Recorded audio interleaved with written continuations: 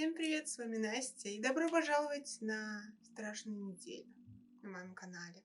Перед началом этого видео не забудь подписаться на мой канал, поставь лайк этому видео и напиши что-нибудь приятненькое. Ну а мы начинаем. И кстати, под каждой историей я прошу вас написать, какая история вы думаете, по вашему мнению, правдивая, а какая нет. Я буду очень рада, если вы напишите. Я буду ждать. И сегодня я вам расскажу историю про то, как я ночевала в заброшенной деревне. Мы ехали с раннего обеда. Мы — это я и моя мама. Время обеда пришло и ушло. На дорогу наползали сумерки. Давно пора было найти на дороге какую-нибудь гостиницу, либо кафе какое-нибудь, чтобы перекусить. Но ничего такого нам не попадалось. Трасса петляла через какие-то глухие леса и поля. Вы понимаете, даже радио тупо не ловило. Синий указатель на обочине, и мы заметили лихое название деревни. И то, что до нее 2 километра. Смотри, там деревня и поселок. Давай заедем. Может, у них хотя бы магазин есть? И мы свернули. Дорога разом испортилась, то есть асфальт закончился и началась грунтовая дорога. Когда мы доползли кое-как по этой щебенке до Лихова, то наше настроение полностью испортилось. Мы увидели вот эту деревушку, даже сказать, деревушку, поселком это не назовешь, деревушку в одну улицу. И в этой деревушке дома, они были заброшенные. Окна выбитые, крыши проломленные, дырявые. В общем, ни души вокруг. Мы остановились где-то в центре этой деревушки. И мама мне говорит: пойду посмотрю, что там и есть ли люди. Я вышла, конечно же, за мамой, потому что мне было страшно ее отпускать одну туда, вдруг что случится. И я увидела эти покосившиеся заборы, покосившиеся дома. И мне стало не по себе. И я увидела то, что ни в одном домике не горел свет. Далеко до ближайшего города? Без понятия. Сети нет, навигатор не видит, спутники. Мы уже часа 3 едем наугад. И что будем делать? Можем ехать дальше. Куда-то ведь трасса ведет. Или можем заночевать здесь. Вряд ли мы кому-нибудь помешаем. Мы провели с мамой в дороге более 14 часов. Вы понимаете, то, что для мамы, так как для водителя, это очень тяжело. И мы подумали то, что возвращаться нам обратно в машину не хотелось, и ехать обратно не хотелось.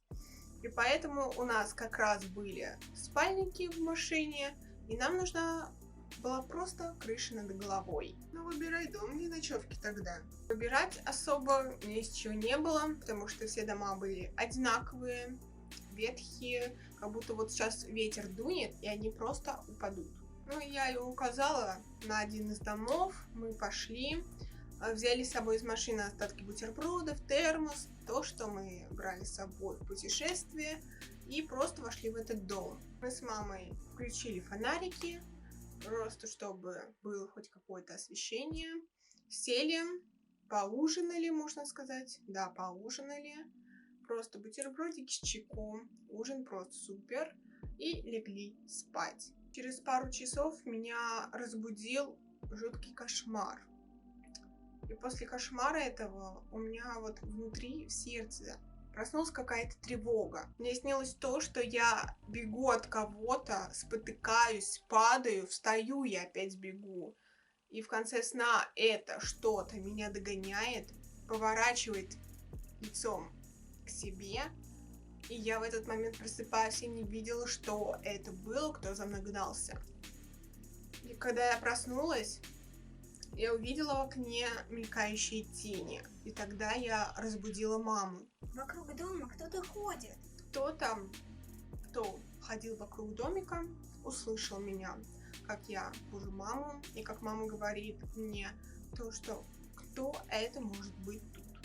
Кто может ходить тут ночью в заброшенной деревне? Я слышу, как за окном кто-то захихикал. Я услышала, как от окна к углу дома шаги потопали от угла в другой угол, и от того угла к крыльцо. И в тот момент меня просто пробрало ужасом. Мама, ты заперла дверь? Да, там была щеколда. Моя мама уже начала одеваться, я тоже одевалась.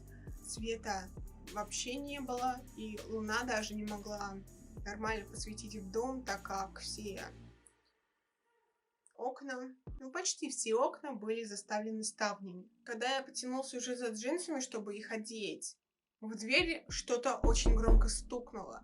Да так громко, то что дверь чуть из рамы не вылетела, и из стен что-то посыпалось. А следом мы услышали это опять гаденькое хихиканье.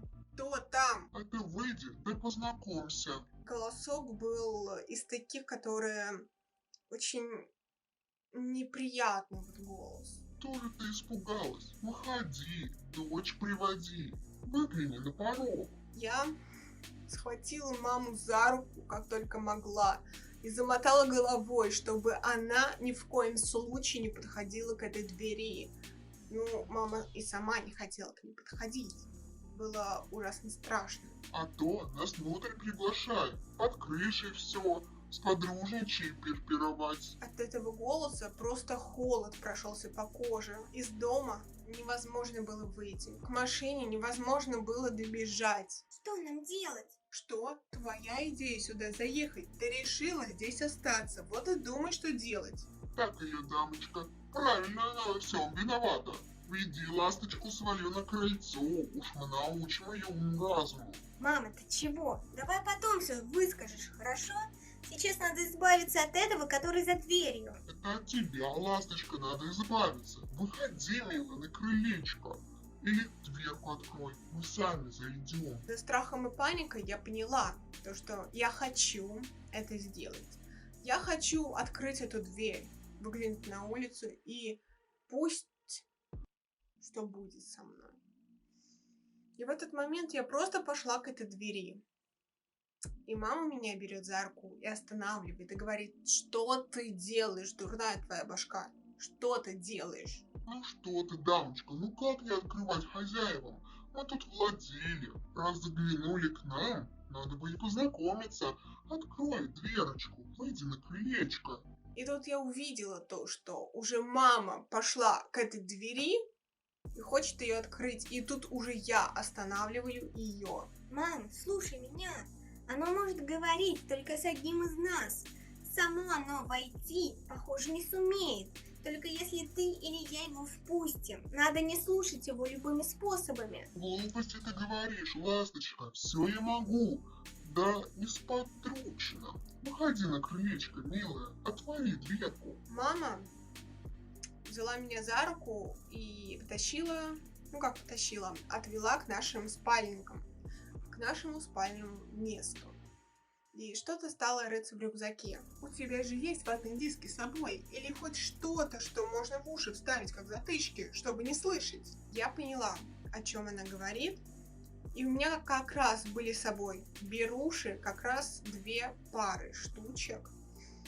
Мы заткнули уши и остались в полной тишине, ничего не слышали. И тут я заметила то, что мамы рядом нету. Мама рядом не сидит.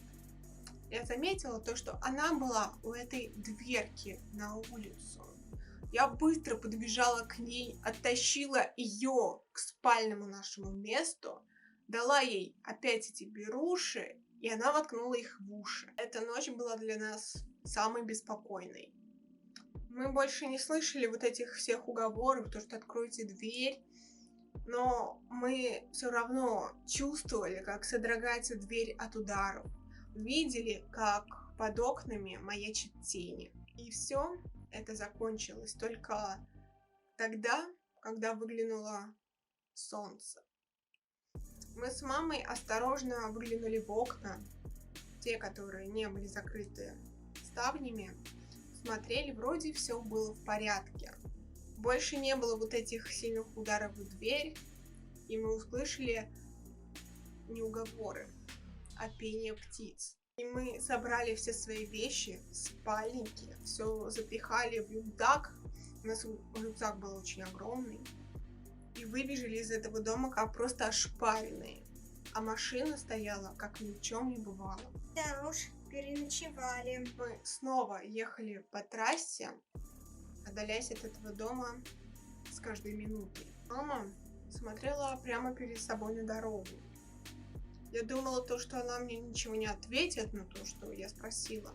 Ну, то, что я вообще сказала, то, что мы переночевали. Она повернулась ко мне и смотрит на меня с улыбкой и говорит: Да, ласточка, переночевали на славу. вот такая вот страшная и жуткая история. Я надеюсь, вам она понравилась. Напишите в комментариях, как вы думаете, правдивая эта история или нет. И всем спасибо за просмотр. Всем спасибо за просмотр. Подписывайтесь на мой канал, ставьте лайки, пишите комментарии. И всем пока-пока.